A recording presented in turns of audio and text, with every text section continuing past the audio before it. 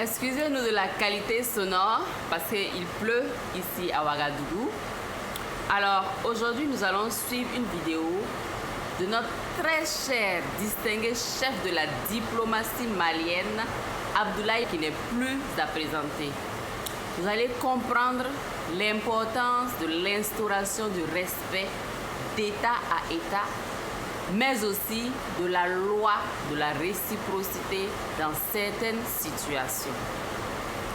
Et vous, les businessmen et les entrepreneurs, vous pourrez en tirer conseil. On y va. Listen. Pour le problème de visa avec la France, vous imaginez que vous êtes dans un pays. Vous découvrez sur les réseaux que le consulat de France met que oui, nous on a fermé pour des considérations de tension dans la région. On ne donne plus de visa au Mali. D'ailleurs, tous nos consulats sont fermés. Mais vous êtes là, vous avez une ambassade, vous écrivez une note officielle. C'est hier que j'ai vu la note de l'ambassade de France. Vous écrivez, vous dites que dans 3-4 jours, nous allons fermer. Pour telle ou telle raison, qu'on l'accepte ou pas. Mais par respect, on ne peut pas découvrir ça sur les réseaux sociaux. Même si nous, on a plus de gens qui partent ce jeu, ce n'est pas le plus important. De toutes les façons, eux, ils ont posé un acte. Mais s'ils disent qu'ils ne donnent pas les visas, ils ont fermé. Nous aussi, on dit que notre consulat aussi est fermé pour vos gens. C'est une question de respect.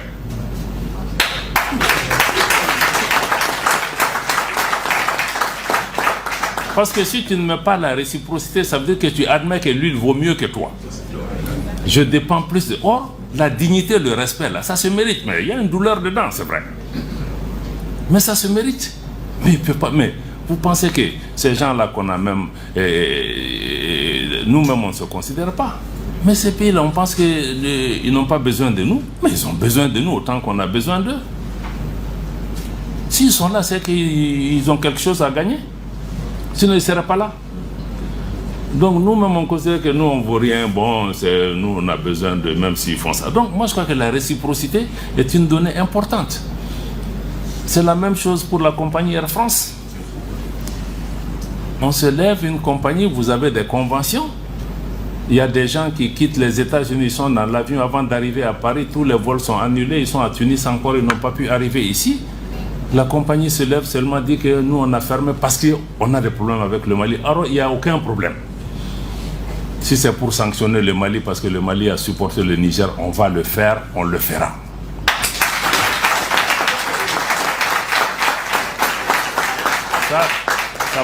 Ça va pas nous dissuader par rapport à ça. Donc on a aussi mis la réciprocité, on a appelé Air France. J'ai dit que maintenant que vous dites que vous allez reprendre le 11 là, vous ne reprenez pas le 11.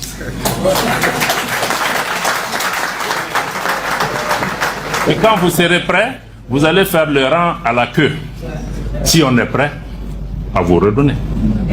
Et entre-temps, on leur dit que vous n'êtes pas les seules compagnies au monde.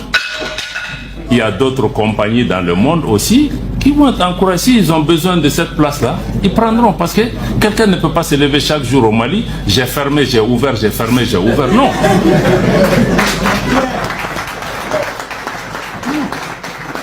Donc ça, il faut aussi qu'on nous respecte. On respecte même la clientèle parce que ce n'est pas du bétail. Il y a des gens qui sont bloqués à Paris depuis combien de jours?